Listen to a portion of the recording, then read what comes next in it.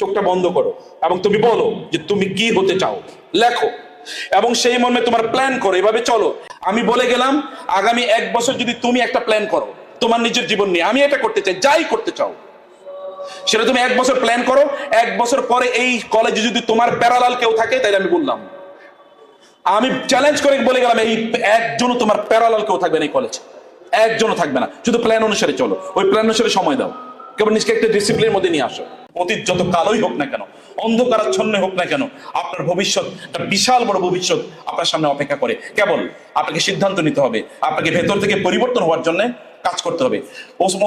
আপনার মুসাব ইবনে উমাইরের কথা একবার চিন্তা করে দেখেন তো, এখানে যারা ফ্যাশন যুবক যারা আছেন, ফ্যাশন যুবতী যারা আছেন, মুসাব ইবনে উমাইর মক্কার সবচেয়ে পাওয়ারফুল, সবচেয়ে ইনফ্লুয়েন্সিয়াল, সবচেয়ে সেলিব্রিটি একজন যুবক, যিনি এমন পারফিউম ব্যবহার করতেন, রাস্তায় যদি কোনো জামা কাপড় পরে তিনি যেতেন তাহলে অন্যরা বুঝতে পারতো যে এখানে মুসাব আসছে, কারণ পারফিউমটা এমন, এই দামি, এত দামি পারফিউম মুসাব ছাড়া কেউ ব্যবহার করে না। তার জামা কাপড় এখানে কেনা হয় না, এখানে পর্যন্ত আয়রন করা হয় না, ধোয়া হয় না, এটা সিরিয়াতে চলে যায়। তার পারফিউম এখান থেকে কেনা হয় না, ওইখান থেকে কেনা হয়, এবং তার সাথে অন্যরা একটু সেলফি তোলার জন্য ব্যস্ত হয়ে যায়। এরকম একজন যুবক যখন তিনি দিনের দাওয়াত পেলেন, তখন তিনি রাসূলের কাছে এসে আত্মসমর্পণ করলেন। রাসূল সাল্লাল্লাহু আলাইহি ওয়াসাল্লাম দেখলেন এর মধ্যে হিউজ পটেনশিয়াল আছে। রাসূল সাল্লাল্লাহু আলাইহি ওয়াসাল্লাম তাকে ইসলামের প্রথম অ্যাম্বাসেডর বানালেন, তাকে পাঠিয়ে দিলেন মদিনায়। যখন তিনি ইসলাম গ্রহণ করলেন, তার মা তাকে সকল সম্পদ থেকে বঞ্চিত করলো, তাকে বললো তোমাকে আমি বঞ্চিত করলাম। তিনি বললেন কোনো টেনশন নেই, আমারই সম্পদ দরকার না, আমি মূল সম্পদ পেয়ে গেছি, আমি মূল সম্পদ পেয়ে গেছি। তাকে মদিনায় পাঠিয়ে দেওয়া হলো। আল্লাহ রাসূল জানতেন তার মধ্যে কি আছে, এবং তিনি মদিনার সমাজকে, একজন যুবক যে আপনাদের বয়সের, আমি জানি না তার বয়স আপনাদের চেয়ে কমও হতে পারে, আপনাদের চেয়ে কমও বয়স হতে পারে, তার মদিনায় গেলেন, গোটা মদিনার সমাজকে পরিবর্তন করে দিয়েছেন, গোটা মদিনার সমাজকে পরিবর্তন করে দিয়েছেন। কিভাবে দেখেন তো, ফ্যাশন থেকে কিভাবে তিনি তার ফ্যাশন এগুলো থেকে কিভাবে তার নিজকে তিনি দাওয়াতের ময়দানে নিয়ে আসলেন, ট্রেন্ড থেকে, কালচার থেকে কিভাবে তিনি তার নিজকে এরকম দিনের পথে নিয়ে আসলেন, এবং কিভাবে সেলিব্রিটি, তথাকথিত এই যে সোশ্যাল মিডিয়া সেলিব্রিটি, অথবা ধরেন এই যে সেলফি সেলিব্রিটি থেকে কিভাবে তিনি স্যাক্রিফাইশিয়াল সেলিব্রিটিতে তার নিজকে নিয়ম মানে উন্নীত করলেন। সেলফি কেবল, আমাদের তো কেবল সেলফি, আমরা কোনো প্রোগ্রামে যাই কেবল সেলফি তোলার জন্য, কোন রেস্টুরেন্টও যাই সেলফি তোলার জন্য, কোথাও বেড়াতেও যাই একটাই কারণ, তাহলে সেলফি তুলবো, এবং কতজন লাইক করবে, কতজন কমেন্ট করবে, এটি আমার ইস্যু। আমার সবচেয়ে মানে হ্যাপিয়েস্ট মোমেন্ট, সবচেয়ে নাইসেস্ট মোমেন্ট, মোস্ট বিউটিফুল মোমেন্টগুলো আমি শেয়ার করতে চাই, ওয়ার্স্ট মোমেন্টগুলো আমি কারোর সাথে শেয়ার করতে চাই না। আপনি একবার মুসাবের মতো একবার নিজেকে চিন্তা করে দেখেন, এখানে অনেকে আছে নিশ্চয়ই যারা ফ্যাশন সচেতন, আমি সেলিব্রেট করি এবং আমি আপনাকে এই কারণে কংগ্রাচুলেট করি, নো প্রবলেম। আপনি ফ্যাশন সচেতন, আপনাদের স্ট্র্যাটেজিক থট আছে, আপনার মধ্যে অনেক উন্নত কিছু গুণ আছে, এই গুণগুলোকে আপনি রিডিরেক্ট করেন না। এটাকে আপনি রিলসের পেছনে কেন লাগাবেন, আপনি শর্টস দেখে কেন লাগাবেন, টিকটকের পেছনে কেন লাগাবেন, আপনি কেন ফেসবুকে অমুকের পোস্ট দেখে এবং স্ক্রলিং স্ক্রলিং স্ক্রলিং করে, অথবা এখানকার ফেসবুকের ফিড দেখে, টুইটারের ফিড দেখে কেন আপনি কাটাবেন, আপনি ইউটিউবের পচা লেকচার শুনে কেন কাটাবেন?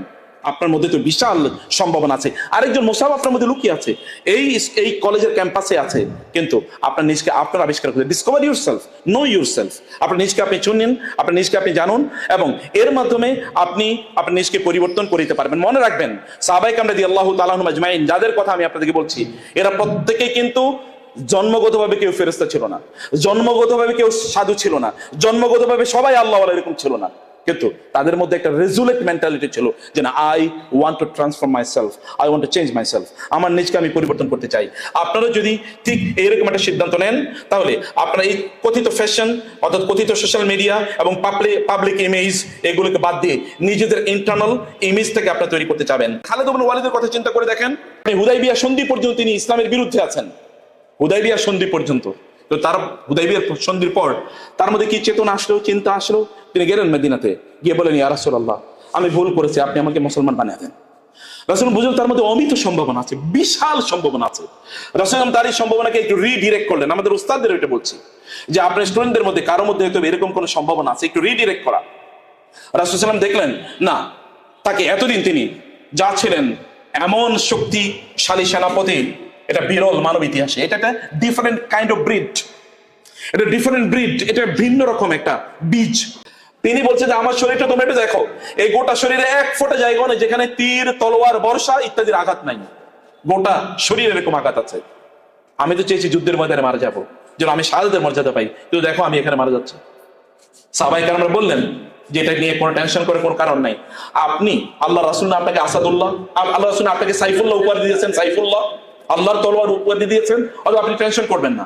এবং রাসূল এই কথা বলেছেন, কেউ যদি শাহাদাতের তামান্না করে এবং সে যদি তার বিছানায় মারা যায়, তাহলে আল্লাহ তাআলা তাকে শহীদ হিসেবে মর্যাদা প্রদান করবেন। আপনি যদি তামান্না করেছেন, একবার চিন্তা করে দেখেন তো আপনার শরীরে কি আছে, ট্যাটু আছে কিনা? তার শরীরে ছিল তলোয়ারের দাগ, যুদ্ধের ময়দানে তিনি যুদ্ধ করে তার নিজকে বীর হিসেবে প্রমাণ করেছেন, আর আমরা ট্যাটু দিয়ে বীর হিসেবে প্রমাণ করতে চাই। কি দুর্ভাগ্য এই জাতির, এই মানব জাতিতে হবে কি? আপনি ট্যাটু দিয়ে আপনার শরীরকে আপনি এরকম কিছু আপনি এটা প্রমাণ করতে চান?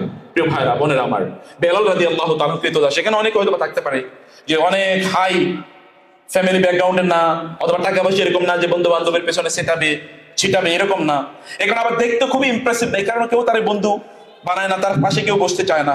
আপনি বেলালকে রাদিয়াল্লাহু তাআলা আনহু আপনার প্যারালালে দাঁড়া করান, একজন বেলাল, তাকে যে জুলুম অত্যাচার করা হতো।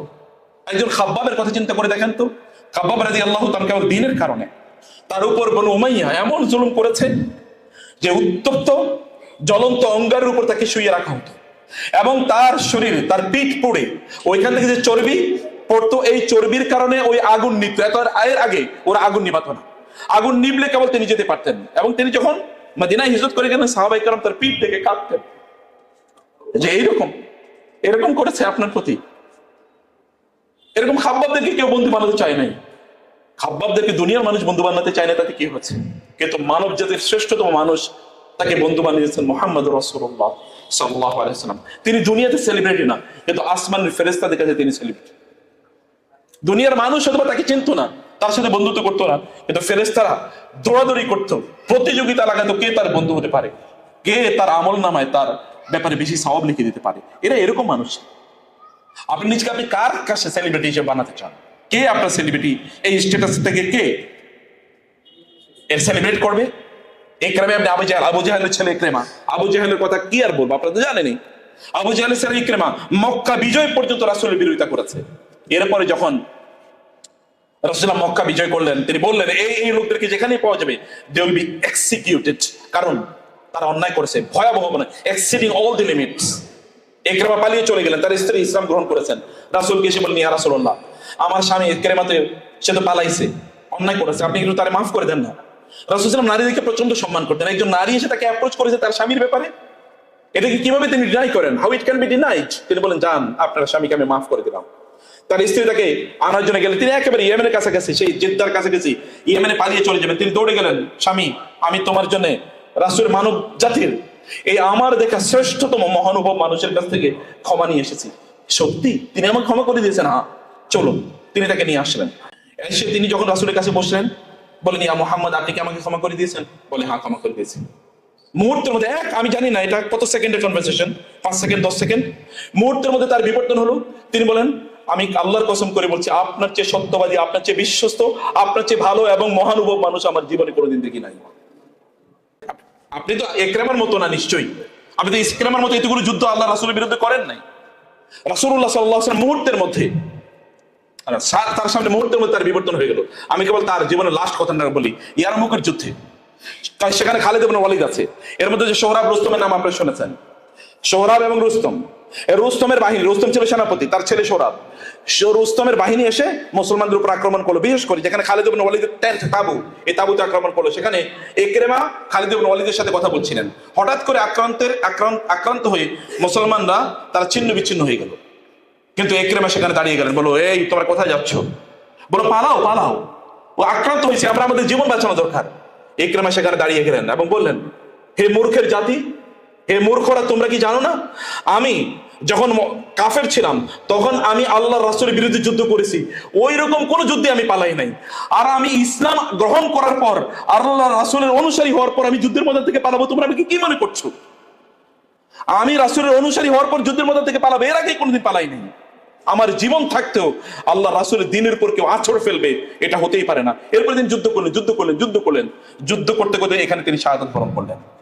একজন ইকরামা, আপনি কেন একজন ইকরামা হতে পারবেন না? একজন ইকরামা আপনার পক্ষে অসম্ভব। আমাদের তাহলে গ্যাপটা কোথায়? আমরা কেন সাহাবায়ে কেরামের মধ্যে এরকম উন্নত শিক্ষার্থী হতে পারি না? স্টুডেন্ট কেন আমরা হতে পারছি না? গ্যাপটা কোথায়? সাহাবায়ে কেরামরা কি শিখতো? এবং কিভাবে শিখতো? তারা শিখতো কি? তারা যা শিখতো, তারা আমরা কি শিখি? আমাদের ক্যাম্পাস সাহাবায়ে কেরামের ক্যাম্পাস, আমাদের স্টুডেন্ট লাইফ সাহাবায়ে কেরামের স্টুডেন্ট লাইফ, আমাদের মিশন সাহাবায়ে কেরামের মিশন, আমাদের লাইফস্টাইল সাহাবায়ে কেরামের লাইফস্টাইল। একটু প্যারালালি কন্ট্রাস্ট করুন, কম্পেয়ার করুন এবং দেখুন তারা কি করেছে। তারা শিখতো কেবলমাত্র আল্লাহ সুবহানাহু ওয়া তাআলাকে সন্তুষ্ট করার জন্য, আমরা শিখি কেবলমাত্র সার্টিফিকেটের জন্য।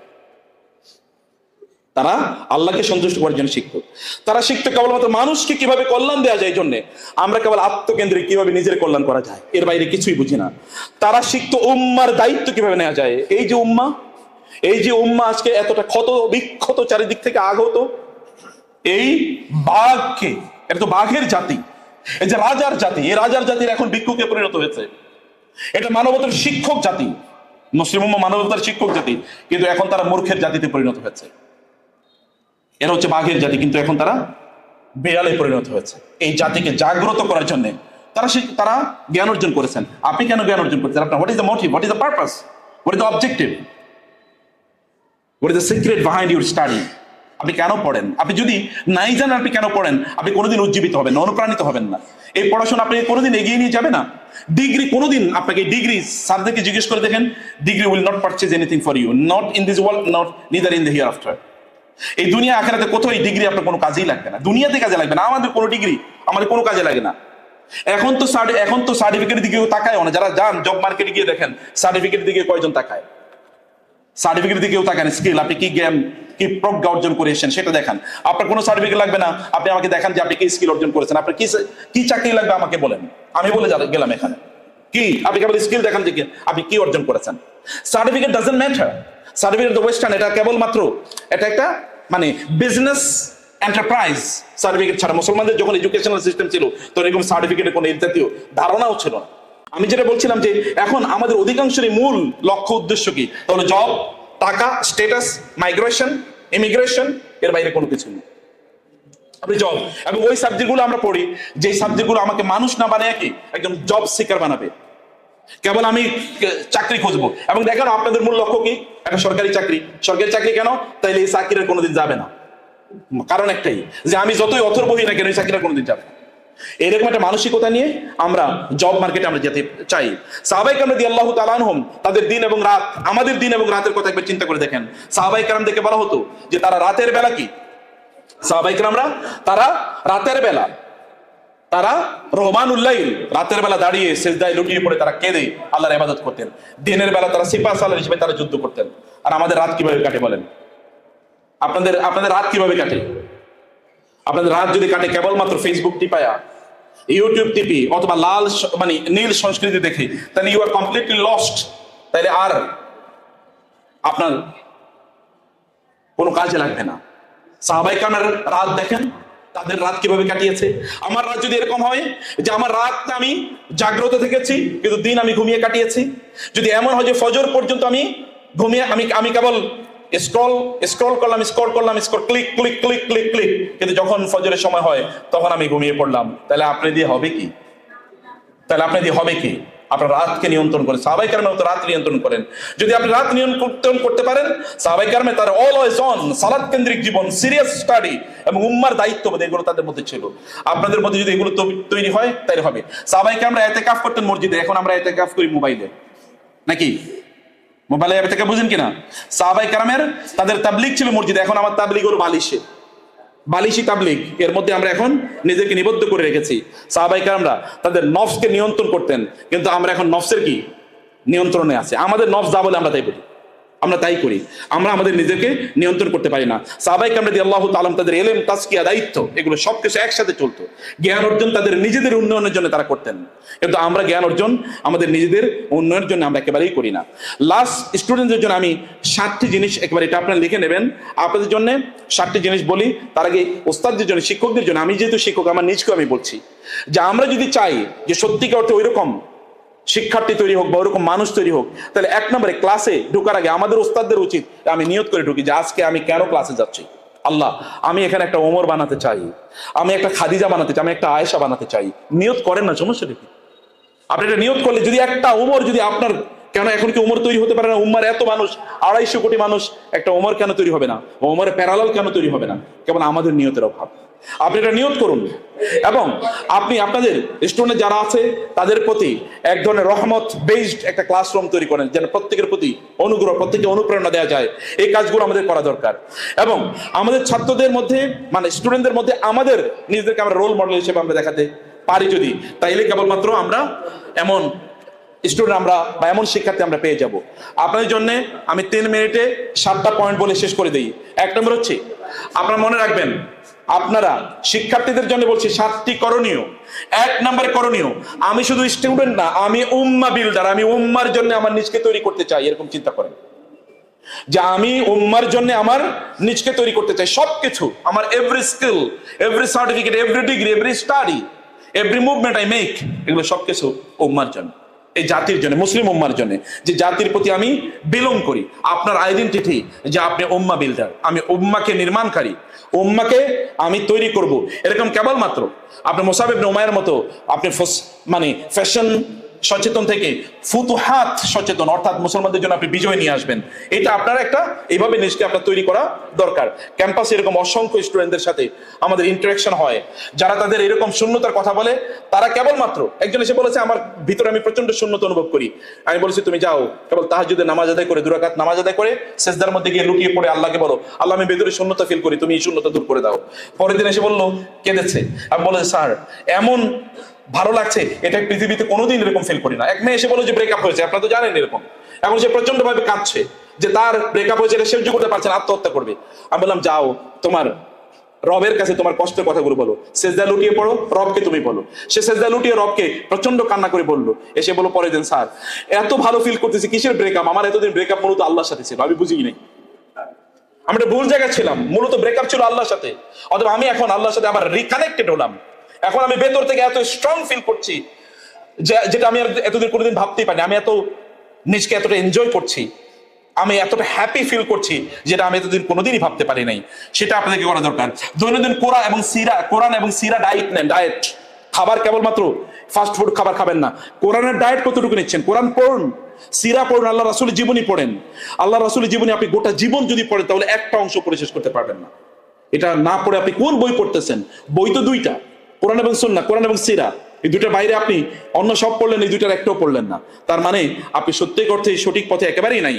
সাহাবায়ে কেরাম রাদিয়াল্লাহু তাআলা আনহুম, তাদের অবস্থা দেখেন। অনেকের আমরা কোরআন থেরাপি দেই। কোরআন থেরাপি মানে কি? মন খারাপ, কোরআন শুনেন, সবচেয়ে সুন্দর তেলাওয়াত শুনেন। ঘুম আসে না, সবচেয়ে সুন্দর তেলাওয়াত শুনেন। আপনার ব্রেনটা কাজ করছে না, সবচেয়ে সুন্দর তেলাওয়াত শুনে দেখেন আল্লাহ তাআলা ব্রেনকে কিভাবে উন্মুক্ত করে দেন, ওপেন করে দেন, এক্সপ্যান্ড করে দেন আল্লাহ সুবহানাহু ওয়া তাআলা।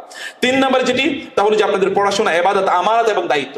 পড়াশোনাটাকে ইবাদতে রূপান্তরিত করেন, পড়াশোনাটাও ইবাদত। তখন আর আপনি ওই হুমায়ুন আহমেদের উপন্যাস আর অমকের, শার্লক হোমসের আর শেক্সপিয়ারের আর সমরেশ মজুমদারের বই পড়ে আর আপনি কাটাবেন। আপনি জানেন যেটা ইবাদত, এটা পড়লে ইবাদত হবে না। আপনাকে জ্ঞান অর্জন করা দরকার, প্রজ্ঞা বুদ্ধিমত্তা এটা অর্জন করা দরকার।